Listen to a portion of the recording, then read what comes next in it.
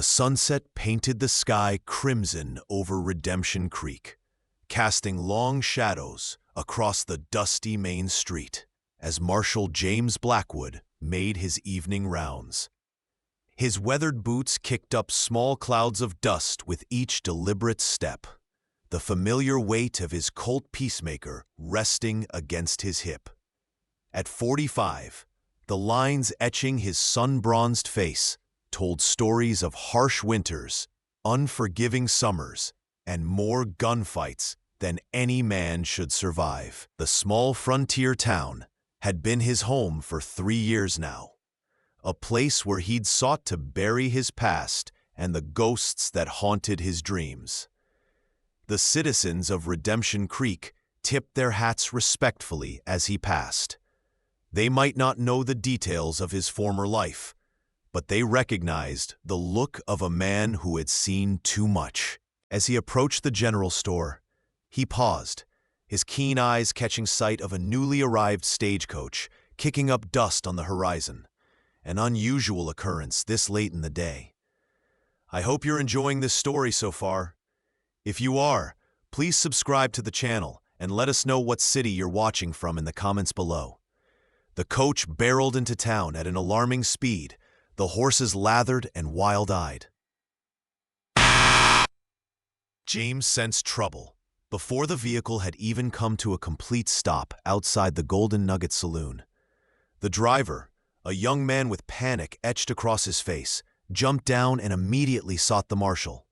"Marshal Blackwood, thank God you're here," he gasped, wiping sweat from his brow with a trembling hand. "We were ambushed about 10 miles back." "The Barnes gang, I'm sure of it."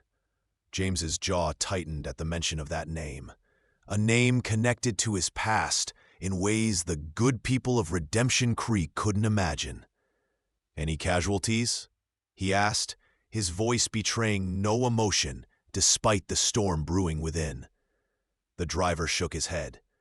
"Just one passenger grazed, nothing serious, but they took everything of value and..." He hesitated, lowering his voice. "They said to tell you they're coming for what's theirs." Inside the stagecoach, 2 women sat huddled together, sisters, judging by their similar features, though one appeared several years older than the other. The younger one, barely 20 by James's estimation, clutched a bloodied handkerchief to her arm where a bullet had grazed her. Her wide blue eyes, filled with a mixture of pain and indignation, met his as he approached. The older sister, perhaps 25, possessed a quiet dignity that immediately caught his attention. Her chestnut hair was pinned neatly beneath a modest hat, and despite the ordeal they'd just endured, she maintained a composure that spoke of inner strength. "Marshal," she acknowledged with a slight nod, her voice steady despite the circumstances. "I'm Catherine Montgomery. And this is my sister Elizabeth. We've come from Boston to join our uncle, Dr. Montgomery. I believe you know him." James helped the women down from the coach, his calloused hands gentle as he assisted the injured Elizabeth. "Doc Montgomery's been expecting you," he confirmed, guiding them toward the doctor's house at the end of the street. "He's mentioned his nieces were coming west." What he didn't say was how the doctor had spoken of his older niece with particular pride, Catherine, the one who'd trained as a nurse during the war and now wished to assist in her uncle's practice. As they walked, James couldn't help but notice the way Catherine surveyed the town with keen, intelligent eyes, taking in every detail of her new surroundings. Unlike many Eastern women who arrived on the frontier, she didn't seem dismayed by the rustic conditions or the dust that clung to everything. Instead, there was a quiet determination in her gaze that suggested she had come prepared for whatever challenges awaited her.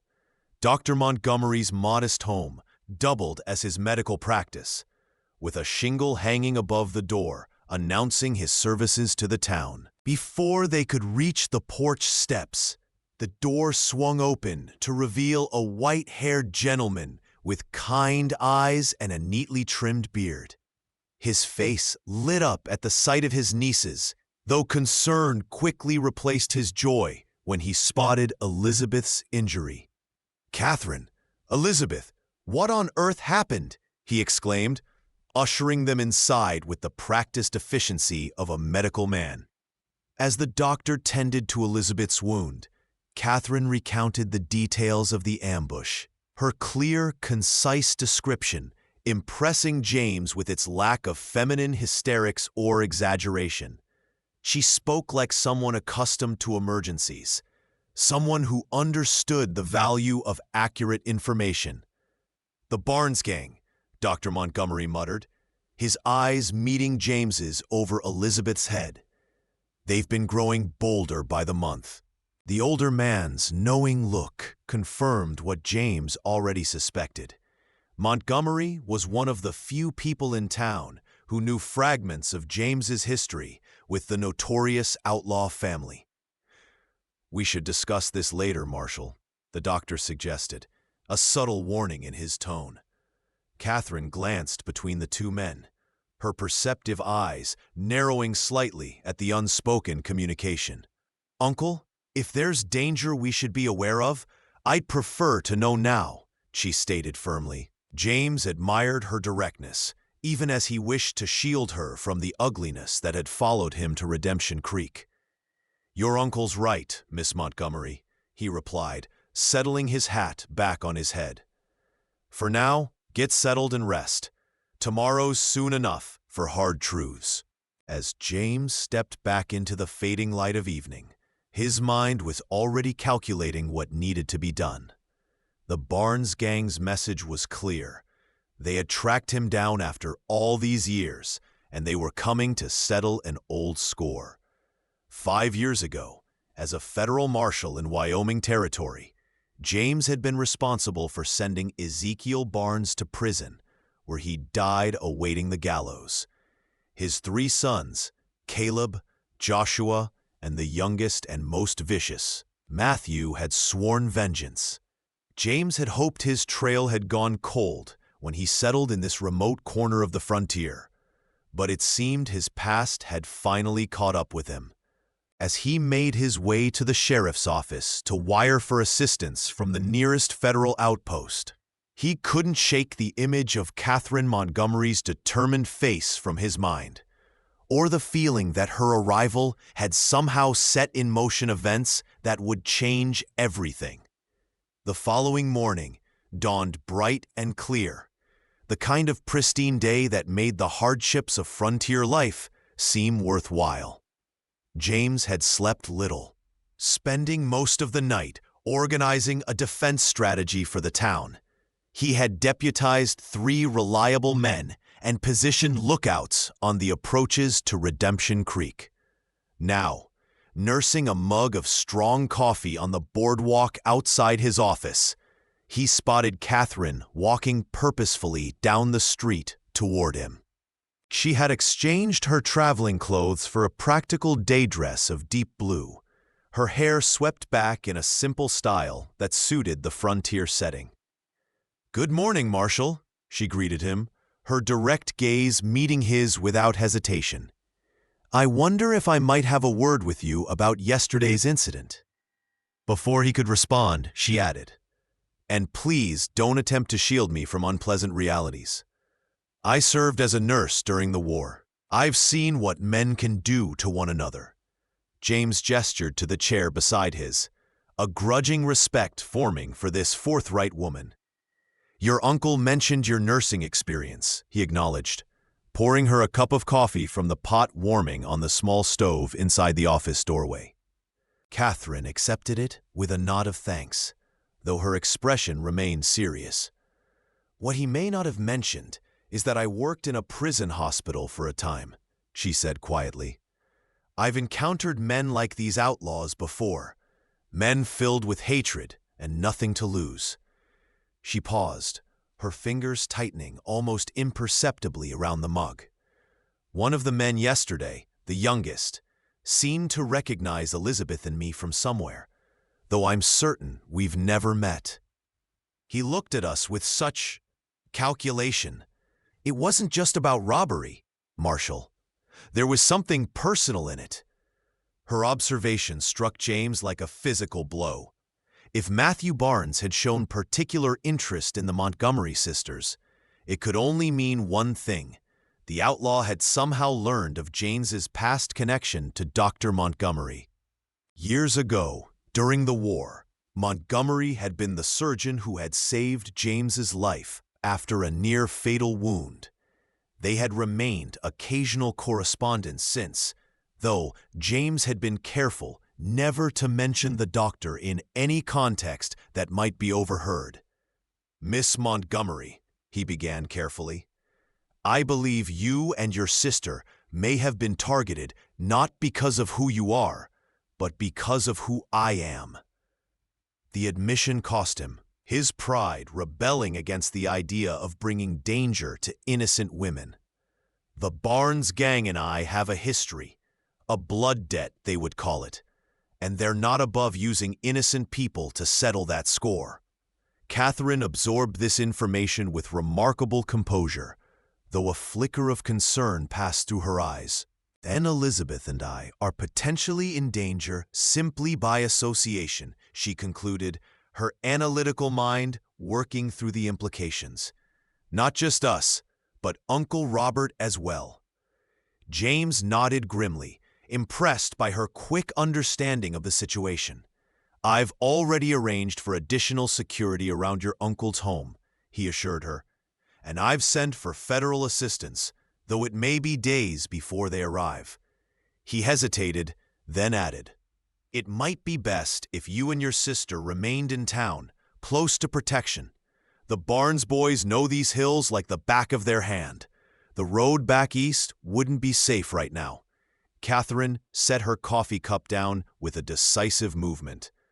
"We have no intention of running, Marshall Blackwood. We came west to build a life here, and we won't be frightened away by criminals." Their conversation was interrupted by the arrival of one of James's deputies, a young man named Thomas, who had once been a cavalry scout. "Marshal," he reported, slightly out of breath from running, "rider coming in from the north, one of the Garrett boys from the Triple G Ranch, says the Barnes gang hit them at dawn, stole horses, burned a barn." James was on his feet instantly, checking his sidearm. "Any casualties?" he asked, his voice sharp. Thomas nodded grimly. "Old man Garrett took a bullet to the shoulder. They left a message carved into the barn door, said it was just the beginning." Catherine had risen as well, her face set with determination. "I should go with you," she stated. "Not a question, but a declaration. If there are injured people, they'll need medical attention, and my uncle isn't as quick on his feet as he once was." James wanted to refuse, to insist she remain safely in town, but the practical part of him recognized the wisdom of having a trained nurse along. "All right," he agreed reluctantly, "but you stay close and follow my instructions without argument." Within 15 minutes, they were riding hard for the Triple G, Catherine seated competently astride a horse, borrowed from the livery. James had been surprised to discover she rode well, another skill acquired during her nursing days, she explained briefly, when she'd sometimes had to travel between field hospitals. The Garrett Ranch came into view as they crested a rise, the smell of charred timber still hanging heavy in the air. The burned-out shell of the barn stood as mute testimony to the violence that had occurred, and several ranch hands were still working to secure the remaining horses. Inside the main house, they found Henry Garrett, the family patriarch, sitting grimly at his kitchen table while his daughter-in-law attempted to clean a nasty shoulder wound. Catherine immediately took charge, her capable hands and confident manner bringing instant relief to the situation. As Catherine worked on Garrett's wound, James examined the message carved deep into a salvaged piece of the barn door. "Blackwood, this is just the start. The sisters next, then you." The crude threat confirmed his worst fears. The Barnes gang was specifically targeting the Montgomery sisters as a way to torture him before attempting to kill him. He had to get Catherine and Elizabeth to safety. But where? The nearest large town, with a proper jail and additional lawmen, was 2 days' ride, and the trail would be watched. The federal marshals he'd telegraphed would take at least 4 days to arrive. As he pondered these grim realities, Catherine appeared at his side, wiping blood from her hands with a clean cloth. Mr. Garrett will recover. Though the wound was beginning to show signs of infection, she reported professionally. Then, noting the wooden door fragment and the message carved into it, her expression hardened. So it's as we suspected. They're using Elizabeth and me to get to you. James couldn't bring himself to meet her eyes, the weight of responsibility heavy on his shoulders. "I'm sorry you've been drawn into this," he said quietly. "This feud has nothing to do with you or your sister." Catherine studied him for a moment, her gaze surprisingly gentle despite the circumstances. "Perhaps not directly," she agreed, "but I've observed enough violence in this world to know that innocent people often bear the consequences of others' actions. The question now is not who is to blame, but what we're going to do about it." Her practical approach startled him, so different from the fear or accusation he might have expected. "My sister and I will not be used as pawns in someone else's game of revenge, Marshal Blackwood. So I suggest we develop a strategy that turns their plan against them." For the first time since the threat had emerged, James felt a glimmer of hope. Catherine Montgomery was proving to be not just a nurse, but a woman of exceptional courage and intelligence. The ride back to town was tense, both of them aware that eyes might be watching from the surrounding hills. James outlined his thinking as they traveled. "The Barnes boys will expect me to either try to get you and your sister out of town, or to hole up and wait for reinforcements. Either way, they'll have planned for it." Catherine nodded thoughtfully, her eyes scanning the landscape as she considered the problem. "Then perhaps we should do neither," she suggested. "What if we make it appear that Elizabeth and I have fled, when in fact we remain hidden in town? It might draw them in, thinking they've lost their leverage." James found himself nodding slowly, the tactical mind that had served him well as a lawman, recognizing the merit in her suggestion. "It could work," he acknowledged, "but it would put you both at considerable risk. I can't ask that of you." Catherine's laugh was unexpected, a brief, genuine sound that somehow cut through the tension of the moment. "You're not asking, Marshal. I'm offering. And I suspect my sister will feel the same way once she understands the situation." She paused, then added more seriously, "During the war, I learned that waiting passively for danger to pass rarely ends well. Better to face it on terms of our choosing." As they approached the outskirts of town, James made a decision. "We'll need somewhere safe but unexpected to hide you both," he mused aloud. "Somewhere the Barnes gang wouldn't think to look." Catherine's eyes lit with sudden inspiration. "What about the abandoned mine office at the edge of town? Uncle mentioned it's been empty since the Silver Vein ran dry last year." No one would expect 2 Boston ladies to take refuge in such a place. James couldn't help but smile at her quick thinking. "Miss Montgomery, I believe you might have missed your calling as a strategist." Back in Redemption Creek, they found Dr. Montgomery's house being guarded by one of James's deputies. Elizabeth was resting comfortably, her arm properly bandaged and her spirits improved after a night's sleep. When Catherine and James explained the situation and their proposed plan, Elizabeth displayed the same Montgomery courage that her sister had shown. "Of course we should stay and help," she insisted, sitting up straighter in her chair. "These men attacked me and threatened our family. I won't run away like some frightened child." Dr. Montgomery looked less convinced, the worry evident on his lined face. "It's too dangerous," he protested. "You've only just arrived. I should never have asked you to come west while knowing James's history might put you at risk. Catherine placed a comforting hand on her uncle's arm. You couldn't have known they would track him here, Uncle. And we're here now, so we must deal with the situation as it is, not as we wish it to be. As darkness fell, the plan was set in motion. A stagecoach was ostentatiously loaded with luggage, and two women, wearing dresses similar to those owned by the Montgomery sisters, boarded it under cover of early evening. The coach departed with an escort of 2 deputies heading east along the main road, a convincing decoy that would hopefully draw the attention of any watching eyes. Meanwhile, James personally escorted Catherine and Elizabeth to the abandoned mine office, taking a circuitous route through back alleys to avoid detection. The small stone building was dusty but solid, with a clear view of the approaching trail and a back exit that led to a steep ravine, an escape route if needed. He had stocked it with provisions, water, blankets, and most importantly, weapons. "Can you shoot?"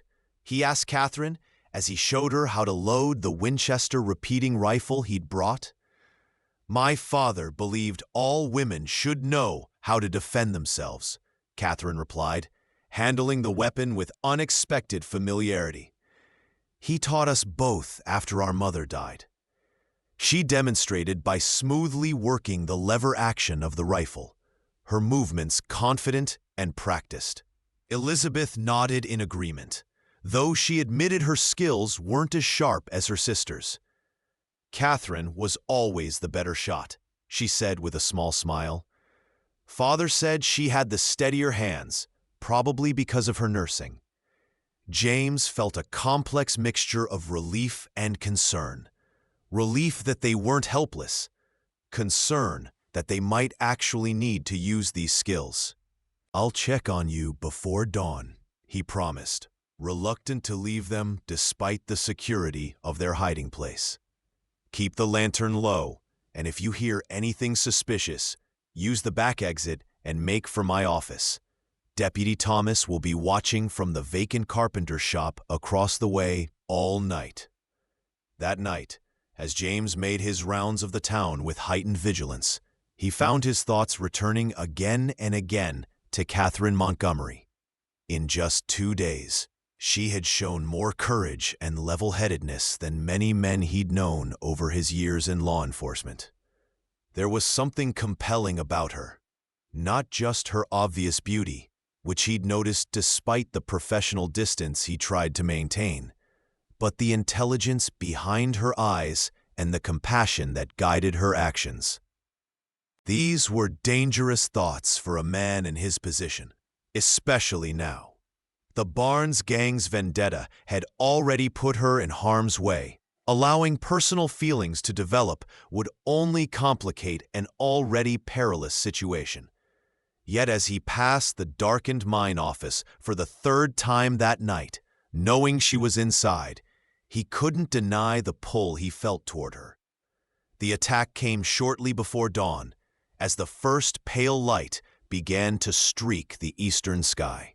James had just returned to his office to check reports from his deputies when the sound of gunfire erupted from the north end of town. He raced toward the commotion, heart pounding with the terrible certainty that somehow the Barnes gang had discovered the sisters' hiding place. Instead, he found a very different scene. The town livery was ablaze, and several of his deputies were exchanging fire with unseen assailants in the surrounding hills. It was a diversion, he realized immediately, meant to draw attention and manpower away from wherever their real target lay. "Thomas," he shouted to the nearest deputy, "get to the mine office now." But even as he gave the order, more gunfire erupted from the direction of the doctor's house. The Barnes gang had split their forces, attacking multiple locations simultaneously to create maximum confusion. James made the agonizing decision to head for the doctor's house first, knowing that Montgomery would be the most vulnerable and least able to defend himself. He arrived to find the doctor's front window shattered and the door splintered from a forceful entry. Inside, the house had been roughly searched, furniture overturned, and medical supplies scattered across the floor. Dr. Montgomery himself was slumped in his armchair, a bloody gash on his forehead, but otherwise unharmed. "They thought the girls were here," the old man gasped as James helped him to his feet. "They didn't believe they'd left town. When they couldn't find them, they said they were heading for the mine. Said someone had seen movement there last night." Cold dread washed over James. The mine office was at the opposite end of town from where most of his deputies were currently engaged. He pressed his spare revolver into the doctor's hand. "Barricade yourself in the surgery room," he ordered. "I'm going after them." The distance to the mine office had never seemed so vast as James ran through the streets, keeping to cover where possible. As he approached, he could see that the door hung open, swinging slightly in the early morning breeze. His blood ran cold at the sight. Inside, the small space showed signs of a struggle: overturned furniture, a broken lantern, and most alarmingly, spots of fresh blood on the wooden floor. But there was no sign of Catherine, Elizabeth, or Deputy Thomas, who had been watching the building.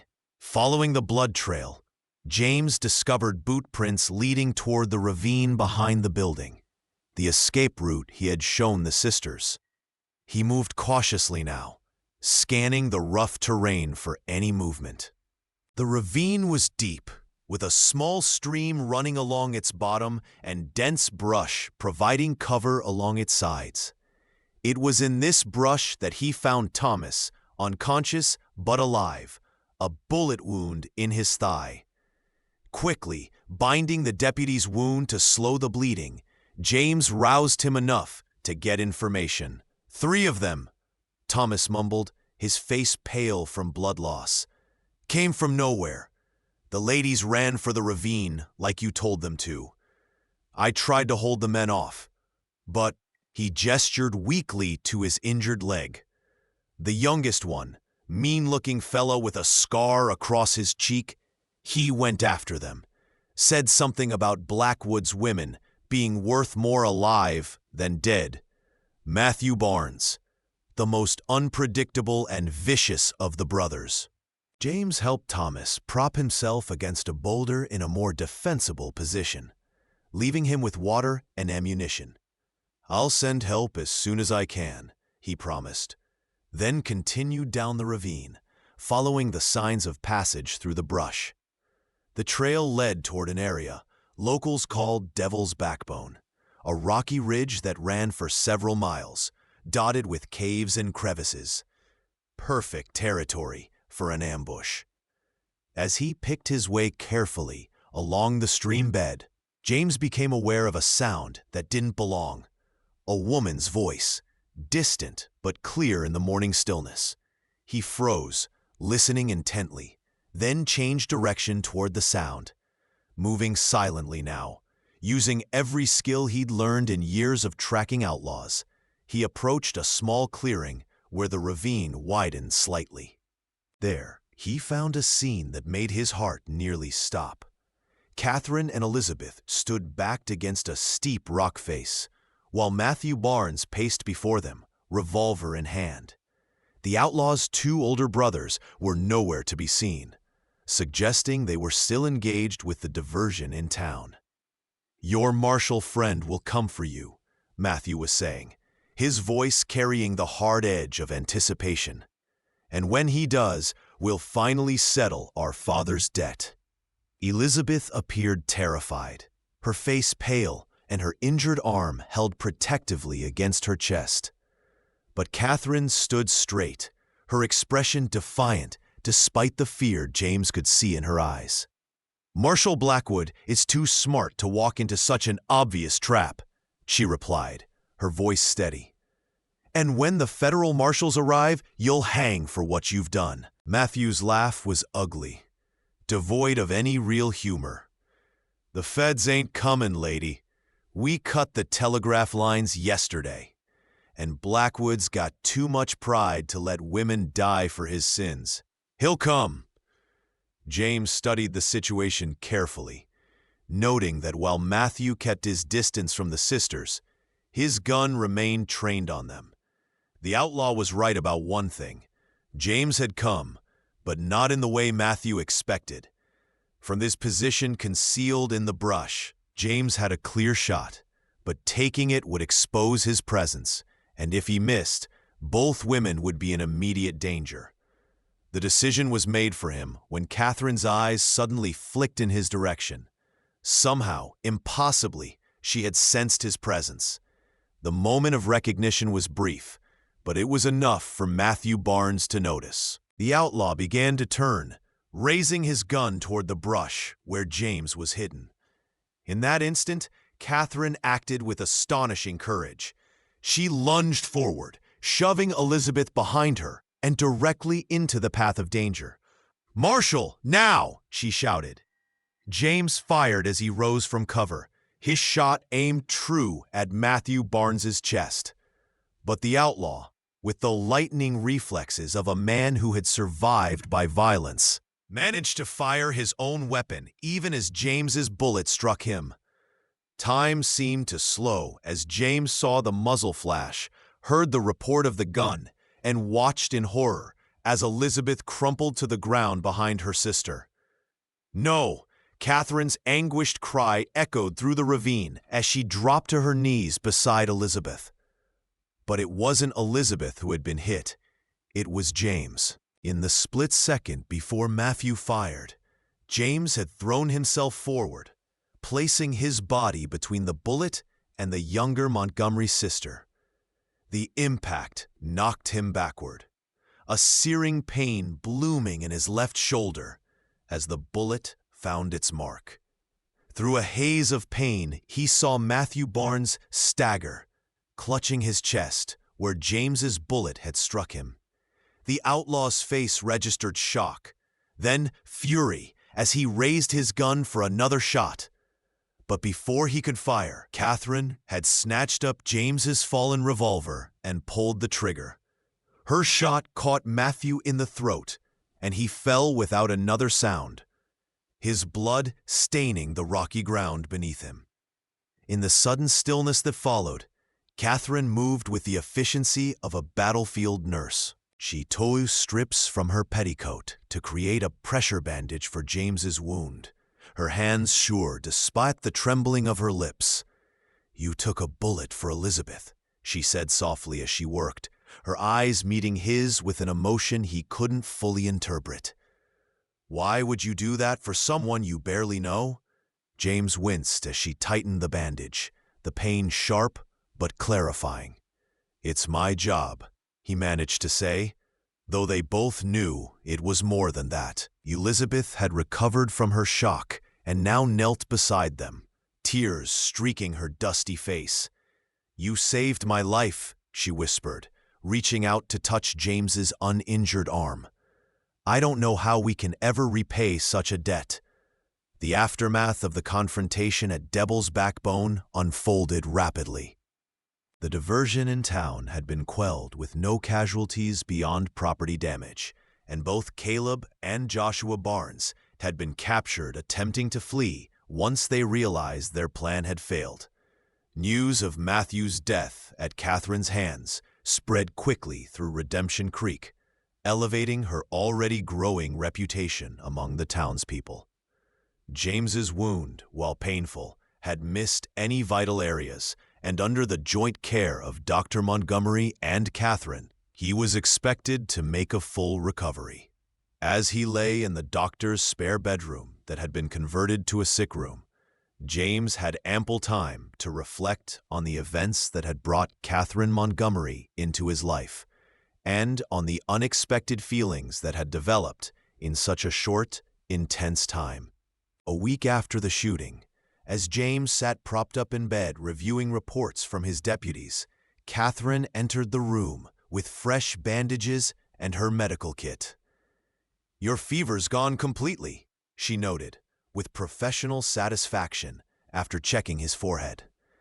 "The wound is healing cleanly, no sign of infection." She worked in comfortable silence for a few moments, removing the old bandage and examining the injury with gentle fingers. James found himself studying her face, the small furrow of concentration between her brows, the curve of her lips as she focused on her task. When she caught him watching, a slight blush colored her cheeks, but she didn't look away. "Something on your mind, Marshal?" she asked, the formality of his title contrasting with the warmth in her voice. "James," he corrected her quietly. "I think after everything that's happened, you should call me James." She nodded, a small smile playing at the corners of her mouth as she began applying the fresh bandage.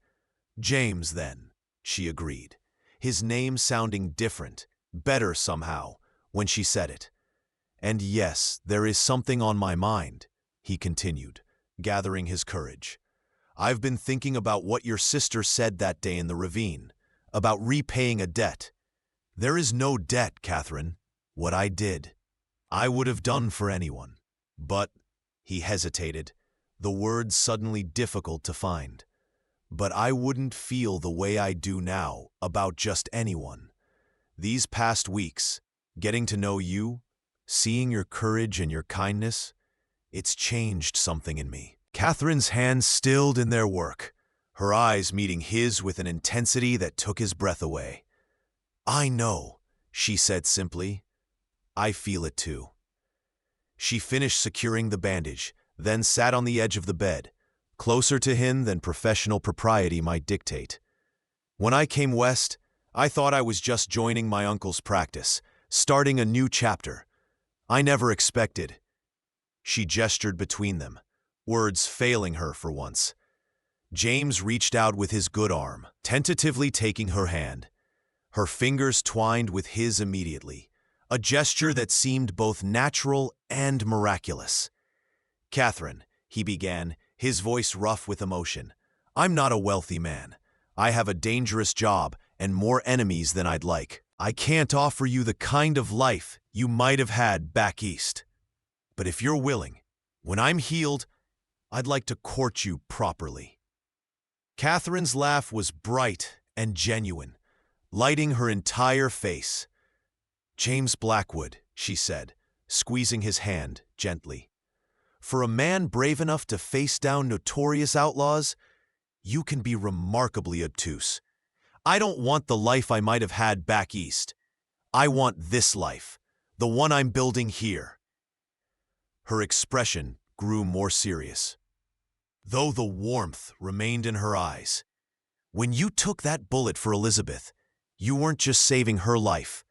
You were showing me exactly who you are, a man who would risk everything to protect others, a man of honor and courage." She leaned closer, her voice dropping to a near whisper. "I owe you my sister's life, but what I'm offering now has nothing to do with debt and everything to do with choice. I choose you, James, if you'll have me." The months that followed transformed Redemption Creek and its marshal in ways no one could have predicted. The capture of the Barnes brothers brought an end to the outlaw gang that had terrorized the region, and James's reputation as a lawman grew. But it was his courtship of Catherine Montgomery that truly captured the town's imagination. They made an unusual pair, the tough, taciturn lawman and the refined, educated nurse. Yet somehow, they fit together perfectly. By the time autumn painted the surrounding hills in gold and crimson, their engagement was announced, with a spring wedding planned to coincide with the completion of the small house James was having built on a piece of land overlooking the town. Dr. Montgomery, delighted by the match, had already begun making plans to expand his practice with Catherine's help. while Elizabeth had found her own place in the community as a teacher in the town's small school. On a crisp fall evening, as they walked along the ridge that would soon be home to their new house, Catherine stopped to watch the sunset, painting the western sky. "I've been thinking about that day in the ravine," she said, her arm linked comfortably through James's.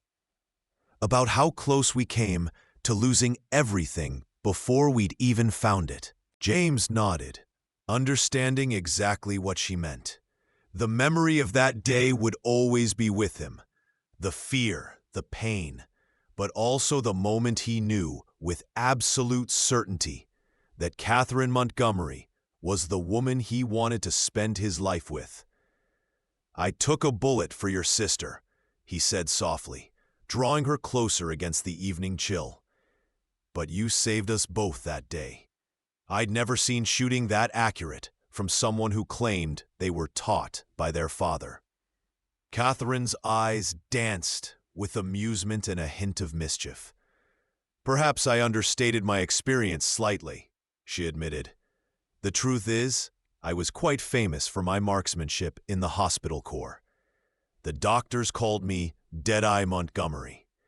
James laughed, the sound echoing across the ridge. "You continue to surprise me, Catherine Montgomery," he said, turning to face her fully. The setting sun caught the auburn highlights in her hair, creating a halo effect that took his breath away. "And I hope you never stop." She smiled up at him, her eyes reflecting the same love and wonder he felt. "I promise to try, Marshal Blackwood," she replied, rising on tiptoes to brush her lips against his. As the last rays of sunlight faded from the sky, James pulled her close, marveling at the strange and winding path that had brought him to this moment. A path marked by danger and pain, but ultimately leading to redemption and love in the most unexpected of places. For a man who had spent most of his life alone, convinced that his choices had denied him the possibility of happiness, Catherine Montgomery had become both his second chance and his future. "I took a bullet for your sister," he murmured against her hair, "and you gave me your heart in return. That's the best trade I ever made." If you like this story, please like this video, subscribe to the channel, and share your impressions of this story in the comments. To listen to the next story, click on the box on the left.